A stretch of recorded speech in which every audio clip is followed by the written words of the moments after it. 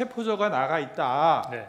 그 말은 이제 체포하러 다닌다는 말 아니에요. 근데 위치를 모르니까 위치를 추적해서 알려달라는 취지지. 증인한테 체포를 도와달라. 그러니까 말은 체포를 요청. 여기 보면은 체포를 요청, 검거를 요청. 바로하고 위치 추적과 돼 있어요. 위치 추적보다는 검거를 요청한 것을 또 주안점으로 써놨는데 검거해달라고 여인영 사령관이 굳이 얘기할 필요가 없잖아요. 자기들이 검거하러 나가 있는데 위치정만 받으면 되지 왜 국정원이 체포를 하러 다녀요? 국정원이 수사권이 없기 때문에 그 체포를 할 수 있는 권한이 없죠. 지금 뭐 범건이 위치 추적이니 이렇게 하는데요. 국정원은 수사권이 없고 위치 추적을 할 수가 없습니다. 협력해서 한다고 하는데 그래서 저 자체는 이제 말이 안 된다고 저는 보고 있고요. 제가 국정원에다가 방첩사 도와주라는 얘기는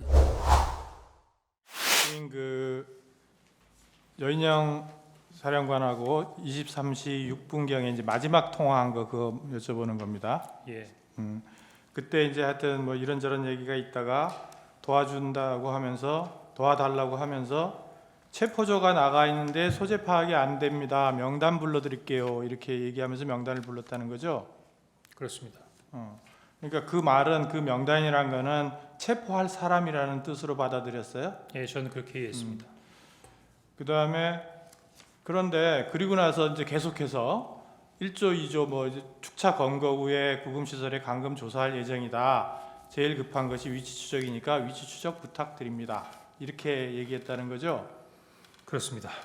그러면 결국 여인영 방첩사령관이 요구한 거는 이 사람들에 대한 위치 추적을 해달라라는 거죠. 그렇습니다. 근데 아까 이제 청구인 측 물어본 거에는 할 수 없다. 그 위치 추적을 할 수 없다. 이런 식으로 답변을 하셨는데 이게 이제 법적으로 안 된다는 뜻입니까? 아니면 기술적으로 안 된다는 뜻입니까? 아니면 법적으로 안 된다는 뜻입니다. 기술적으로는 가능합니까? 만약에 법적으로 허가를 받고 해야 된다고 하면 할 수 있을 것 같습니다. 국정원에서 독자적으로 할 수 있다는 겁니까? 지금 예전에 국정원이 단독으로 하는 것보다는 저희들이 그 협력센터를 많이 만들어 놓고 있습니다. 그 저희들 협력센터나 그 대테러 정보센터 같은 데는 그 소방청에서도 나와 있고 또 일부에는 또 경찰하고도 협업하고 있고 관세청, 이게 가능하다. 방사사 협업을 통해서? 이렇게 여러 기관들하고 다 협업을 하고 있는 부분에 있어요. 센터들이 있습니다. 국정원이 꼭 하지 않더라도 뭐 예를 들면 소방청이나 아니면 경찰청을 통해서 할 수 있는 부분이기 때문에 국정원이 기본적으로 할 수 없다라고 말할 수는 없고 할 수 있는 부분에 있어 여러 가지 툴은 있으나 그 하는 부분에 있어서 여러 가지 기본적인 룰이 있다 이렇게 설명드리는 것이 맞을 것 같습니다. 그러면 위치 추적을 한다는 말은 네. 결국은 휴대폰 위치 추적인 거죠? 제가 직접 해보진 못해서 정확한지는 모르겠습니다. 당연히 그럴 것 같습니다. 그렇다.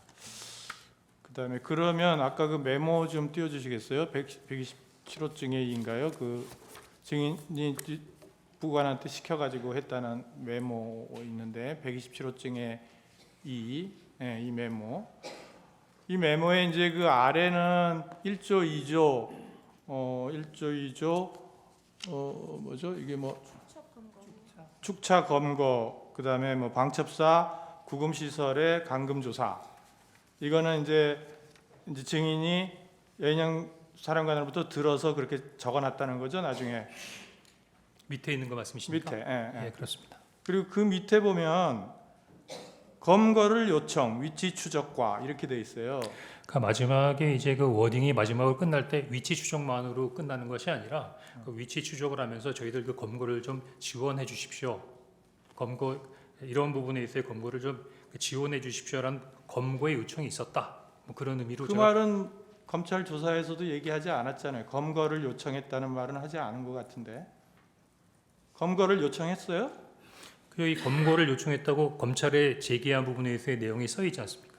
아니 그러니까 요 메모에는 써 있는데 여인영 사령관이 검거를 요청했어요? 위치를 추적하는 것 자체가 체포 대상자의 검거를 하기 위한 부분에 있어서의 지원을 요청하는 거라고 이해했습니다. 아니 제 말은 처음에는 체포조가 나가 있다. 네. 그 말은 이제 체포하러 다닌다는 말 아니에요. 근데 위치를 모르니까 위치를 추적해서 알려달라는 취지지 증인한테 체포를 도와달라. 그러니까 말은 체포를 요청. 여기 보면은 체포를 요청, 검거를 요청. 괄호하고 위치 추적과 돼 있어요. 위치 추적보다는 검거를 요청한 것을 또 주안점으로 써놨는데 검거해달라고 여인영 사령관이 굳이 얘기할 필요가 없잖아요. 자기들이 검거하러 나가 있는데 위치 추적만 받으면 되지 왜 국정원이 체포를 하러 다녀요? 체포할 인원이 있어요? 국정원에? 체포할 수 있는 여력이 있습니까?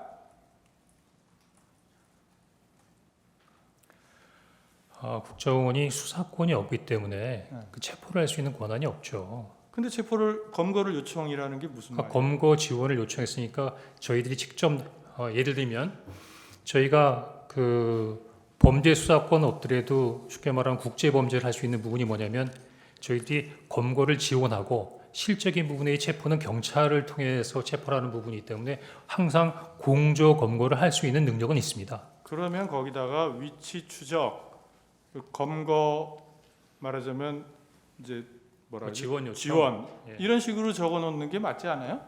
예, 근데 그 총리께서도 충격적인 사건이라고 말씀하신 것처럼 저도 깊은 생각을 하면서 적은 것이 아니라 생각되는 대로 그냥 갈겨 쓴 부분이기 때문에 약간 다소 합리적이지 않게 적어놨던 부분 인정하겠습니다. 그러니까 이 말이 그러니까 증인이 이제 어차피 이 메모는 이제 수기로 메모를 하다가 버려버리고 이제 하여튼 옮겨 쓰라 그러고 밑에는 이제 옮겨 쓴 게 아니고 기억나는 대로 쓴 거잖아요. 그렇습니다. 밑에는. 그러면 이게 증인이 뭐 1조, 2조 뭐 축초해서 검거해서 방첩사 뭐 감금 시설의 감금 조사. 그러니까 그게 조금 이해가 안 되는 게 여인영 사령관이 방첩사령관이 증인에게 무슨 이제 처음에는 뭐 비협조적으로 별로 얘기를 안 하려고 그러다가 대통령 전화를 받아서 도와주라 그랬다고 하니까 이런 얘기를 했다는 거잖아요. 그렇습니다. 그러면 그래 그러면은 이런 명단이 있으니까 이런 명단에 대한 위치 추적을 좀 도와주시오. 이렇게만 하면 되지 굳이 1조, 2조 뭐 이렇게 가가지고 뭐 검거를 해서 축차 검거 후에 방첩사 구금 시설에 감금해서 조사할 거라는 얘기라든지 이런 얘기를 굳이 왜 할까요? 글쎄 그거는 뭐 여인영 사령관에게 물어봐야 할 얘기지만 제가 생각하기에는 이 내용만 얘기한 게 아니라 제일 먼저 그 부인께도 전화 받았어 대통령이 너희들 도와주래 할 때 명단부터 얘기한 게 아니었거든요. 저희들이 경찰과 협조해서 국제를 봉쇄하고 있습니다라는 말부터 시작했으니까 아마 방첩사가 진행하는 부분에 있어 현재 진행 사항을 저한테 약식이지만 간단하게 브리핑해 준 거라고 생각합니다. 그러면 그런 내용이 검찰에서 진술할 때도 요약이겠지만 물론 하여튼 체포조 나가 있는데 명단 불러드릴게요라는 부분이 먼저였고 그 다음에 명단 불러주고 명단 불러주고 난 다음에 그 다음에 계속해서 1차 1조 2조 뭐 축조 뭐 체포 뭐 이렇게 얘기하고 축차 검거 후에 국무시설을 감금할 예정이다. 이거를 나중에 얘기했잖아요. 상황 설명을 먼저 한 게 아니라 이거는 그 명단을 주면서 위치 추적을 해달라라고 하면서 그걸 구체적으로 더 나아가서 얘기한 건데 그 상황 설명이 우리가 지금 이런 여러 명을 체포를 해가지고 검거한 다음에 감금 조사할 거다. 그런 얘기를 하려면 미리 얘기해야 될 거 아니에요. 상황 설명을 한다면. 근데 굳이 그런 상황 설명을 국정원 1차장한테 방첩사에서 아무리 그쪽에서 대통령 전화 받고서 도와달라고 해서 전화했습니다라는 그 말 한마디에 그렇게 구체적으로 얘기할 수 있을까라는 게 조금 의문이 들어서 하는 얘기예요. 예, 저도 약간 의문이 드는 부분이 있는데 여인영 사령관하고 제가 아주 객관적이고 공식적인 관계가 아니고 사실은 그 전에는 나름대로 어떤 활동이 있어요. 보안 때문에 저한테 말을 하진 않았지만 일단 이야기 설명하면서 어느 정도의 선배니까 믿음을 가지고 나름대로의 주변 환경 주변의 여러 가지 부분까지 설명을 한 걸로 이해가 됩니다. 근데 그거는 예. 그러면 조금 이상한 것이 처음에는 전화할 때 굉장히 말하자면 비협조적이거나 말을 안 하려고 그랬다고 증인이 말씀하셨잖아요. 그렇습니다. 그러니까 뭔가 이렇게 전화해서 뭐 어떻게 된 거냐고 물으니까 좀 얘기를 안 해주려고 처음에는 그랬단 말입니다. 근데 대통령한테 전화 받았다. 도와주라 그런다.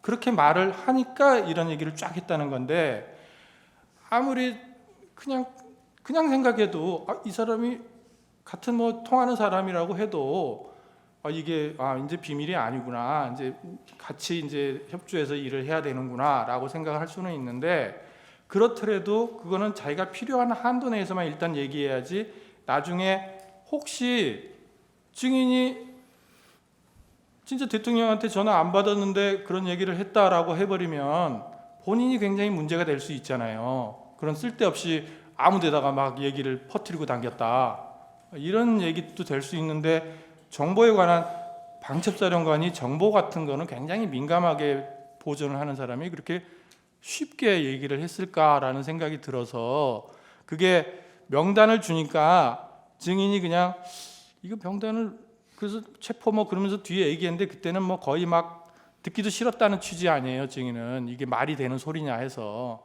그럼에도 불구하고 그런 내용을 자세하게 또 여기다가 메모를 해놓은 게 좀 선뜻 좀 이해가 안 돼서, 하여튼 들은 얘기가 맞다는 거죠. 검거를 요청한 것도 맞아요. 총리께서도 충격적인 상황이라고 말씀하셨는데, 이렇게 여러 가지로 급박하게 돌아가는 상황에서 어떤 얘기들 다 기승전결에 맞춰서 할 수 있을까요? 물론 그건 맞습니다. 그런데 여기 이제 써놓은 순서나 이런 게 그래서 그래요. 검거를 또 요청. 하나는 제가 그러면 여인영 사령관하고 무슨 억하 시점이 있다고 해갖고서는 일부러 이런 거를 아니 그런 취지가 아니고, 예. 저는 이제 여기 이렇게 적혀 있는데 상식적으로 생각해서 그런 말을 하기가 쉽지 않다는 것과, 그리고 여기 검거를 요청했다는 말을 주신문서항에서도 검거 요청 얘기는 나오지는 않는데 메모에는 딱 들어가 있어요. 그래서 제가 여쭤보는 거예요. 검거 요청했어요? 위치 추적을 해서 네. 방금 얘기했던 10여 명의 대상자를 검거하겠다는 것 자체가 네. 저는 검거 지원을 요청했다라고 그럼 검거 지원 요청이라고 안 쓰고 왜 검거 요청이라고 썼어요? 이 말은 다르잖아요. 검거를 요청한다는 건 국정원에서 검거를 진짜 한다는 얘기고, 제가 이제 공문서를 작성한 게 아니지 않습니까? 간단한 메모지 않습니까? 메모는 왜 작성해놨어요? 제가 나름대로 그 상황을 기억하기 위해서 메모해 놓은 거죠. 그럼 정확하게 기재를 해야죠. 예, 정확하게 기재 못해서 죄송합니다.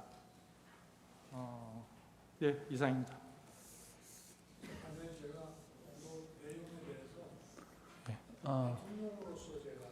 국정원을 지휘하기 때문에 제가 여기서는 우리 재판관님들 이해 편의를 해서 한 말씀을 좀 올릴 수 있는 기회를 주셨으면 좋겠습니다. 그 신문상이 아니라 저희들한테 하는 말씀인가요? 그렇습니다. 예, 하십시오. 네. 지금 뭐 범건이 위치 추적인이 이렇게 하는데요. 국정원은 수사권이 없고 검거는커녕 위치 추적을 할 수가 없습니다. 뭐 협력해서 한다고 하는데 그런 거를 방첩사령관이 모를 리가 없고, 그래서 저 자체는 이제 말이 안 된다고 저는 보고 있고요. 그리고 지금 저 메모가 지금 이 뭐 탄핵부터 뭐 내란물이니 이런 모든 프로세스가 지금 저 아까 우리 정영식 재판관님께서 그 지적하신 저 메모가 아마 제 판단에는 12월 6일 국회에서 박선원 의원한테 넘어가면서 시작이 된 거라고 저는 보는데요. 제가 12월 4일 날 이제 계엄 해제하고 이제 저녁에 집에 있는데 조금 늦은 시간에 국정원장이 전화를 했습니다. 그러면서 저한테 1차장한테, 홍장원 1차장한테 전화를 혹시 받으셨습니까? 그래서 모르겠는데 내가 한번 이 전화 끊고 한번 열어보겠습니다. 그래서 열어보니 전화가 왔는데 제가 못 받은 거더라고요. 왜냐하면 저 비화폰은 저 무음으로 늘 해놓기 때문에. 그래서 내가 다시 국정원장에게 전화해서 전화가 왔었노라. 왜 그러냐 그랬더니 사실은 대통령님께 진작에 말씀을 드렸어야 되는데 사실 좀 오래됐습니다. 근데 어떤 정치적 중립 문제라든지 뭐 제가 자세한 말씀을 이 자리에서 드리기는 뭐하지만 홍장원 1차장을 좀 해임해야 되겠습니다. 그래서 제가 뭐 다른 것도 안 물었습니다. 그건 원장이 그렇게 판단하면 그렇게 하십시오. 그래서 내일 사표를 받겠습니다 해서 사표를 받고 아까 6일 날 뭐 다시 일하자 했다는데 저는 그게 믿기지가 않는 것이 벌써 6일 날 오전에 그때 제가 관저에 있는데 이미 관저로 1차장 해임과 또 오호령 씨에 대한 임명 그 결재안이 올라와서 제가 그거를 점심시간에 결재를 했습니다. 그 이후에 지금 이제 12월 6일 아침 기사부터 이런 체포 얘기가 대통령이 뭐 한동훈 대표를 잡아넣어라 이런 기사가 12월 6일 아침부터 나기 시작합니다. 그래서 이게 쭉 진행되는 것이고요. 그리고 아까 그 국정원장 해외 출장 문제와 관련해서는 제가 전주에 국정원장으로부터 이번 주에는 미국 출장이 있기 때문에 매주 금요일 날 하는 대통령 보고가 어렵습니다라고 얘기 들은 기억이 나서 제가 화요일 저녁에 국정원장한테 전화를 합니다. 해외에 있는지 국내에 있는지 알기 위해서. 그래서 제가 둘 사이에 약간의 그 미스커뮤니케이션이 있었습니다. 제가 국정원장한테 아직도 거기시죠? 저는 미국에 있는 줄 알고 그랬더니 국정원장이 예, 아직도 여기입니다. 이래서 저는 해외에 있는 줄 알았습니다. 그래서 처음으로 제가 홍장훈 1차장한테 전화를 하게 됩니다. 처음에는 안 듣고 두 번째 전화가 왔습니다. 그래서 제가 원장님 부재 중인데 제가 전화를 딱 받으니까 벌써 약간의 식사 반주를 한 느낌이 딱 들어갔고 제가 원장님 부재 중이니까 원을 잘 챙겨라 라고 얘기하고 이따가 내가 혹시 전화할 일이 생길지 모르니 이 비화폰을 잘 챙기고 있어라 이렇게 제가 얘기를 했는데 8시 한 반 무렵에 국무회의 하려고 이제 뭐 여러분 이제 국무위원도 오시고 비서실장 안보실장이 들어오는데 안보실장하고 국정원장이 같이 오는 겁니다. 그래서 제가 아니 어떻게 된 겁니까? 미국에 있는 거 아닙니까? 했더니 저 내일 출발입니다. 그래서 제가 국정원장한테 나는 원장님 미국 계신 줄 알고 제가 1차장한테 전화를 했습니다. 그랬더니 원장님 부재 중인데 잘 챙기라고 했는데 원장님 여기 계십니다란 말을 안 합니다. 이렇게 제가 국정원장한테 얘기를 했고요. 그리고 국정원장도 아마 둘이서 그런 커뮤니케이션을 나중에 했을 거라고 저는 추측이 되는데 제가 만약에 계엄 사무에 대해서 국정원에다 뭘 지시하거나 뭐 부탁할 일이 있으면 국정원장한테 제가 직접 하지 차장들 업무 관련은 2차장이지만 2차장한테도 안 합니다. 원장한테 무조건 기관장한테 하는 것이고요. 그리고 제가 1차장 그 홍장훈 1차장한테 10시 한 거의 11시 다 돼가지고 이제 제가 저 대국민 담화 계엄선포 대국민 담화를 하고 올라와서 저 국무위원들 아직 남아 있는 사람들하고 얘기한 다음에 돌려보내고 제가 홍장훈 차장한테 전화한 거는 계엄 사무가 아니고 이미 관련된 문제는 원장하고 다 얘기를 했기 때문에 제가 전화한 거는 아까 전화를 하겠다라고 한 것도 있고 또 제가 해외 순방 때 국정원의 해외 담당 파트가 여러 가지 그 경호 정보를 많이 도왔기 때문에 제가 격려 차원에서 전화를 기왕 한 김에 한번 해야 되겠다라고 해서 계엄 사무가 아닌 간첩 그 검거와 관련해서 여기는 수사권이 없고 조사권 그 국가안보조사국으로 이름이 바뀌었습니다.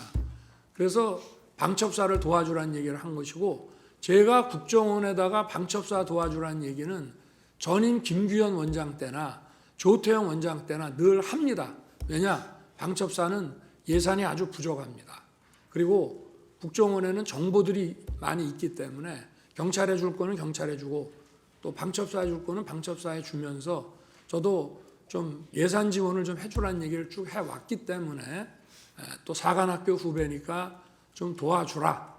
그래서 간첩 수사를 방첩사가 잘 할 수 있게 도와주라는 계엄 사무와 관계없는 얘기를 한 거를 가지고 만약에 그렇다면은 제가 아까 그 재판관님께서 잘 지적을 하셨던데 제가 여인영 사령관한테 내가 조금 전에 1차장하고 통화했으니 뭐 애로사항이 있으면 1차장한테 연락을 하라고 제가 전화를 했어야 되는데 대통령이 방첩사령관한테 그런 전화를 한다는 것 자체도 굉장히 비상식적인 얘기입니다. 그리고 방첩사령관이 1차장의 사관학교 후배긴 하지만 엄연한 기관장이고 계엄이 선포되면 방첩사령부가 사실상 국정원의 우위에 있기 때문에 뭐 차장 더구나 담당 2차장도 아닌 1차장한테 계엄 사무와 관련한 이런 무슨 부탁을 한다는 게 만약에 할 거면은 방첩사령관은 국정원장한테 해야 됩니다. 기관장끼리. 그리고 계엄이 선포돼서 여기가 합동수사본부가 되면요. 정보도 역시 방첩사가 국정원 우위에 있는 거기 때문에 제가 뭐 재판관님께서 이 전체적인 사항을 어떻게 판단하실지는 그거는 뭐 제가 저갈 문제는 아니지만 이 전체 상황에 대해서 좀 이해의 편의를 위해서 간단하게 말씀드렸습니다. 이상입니다. 예. 저 정인 돌아가십시오. 수고하셨습니다. 아닙니다. 돌아가십시오.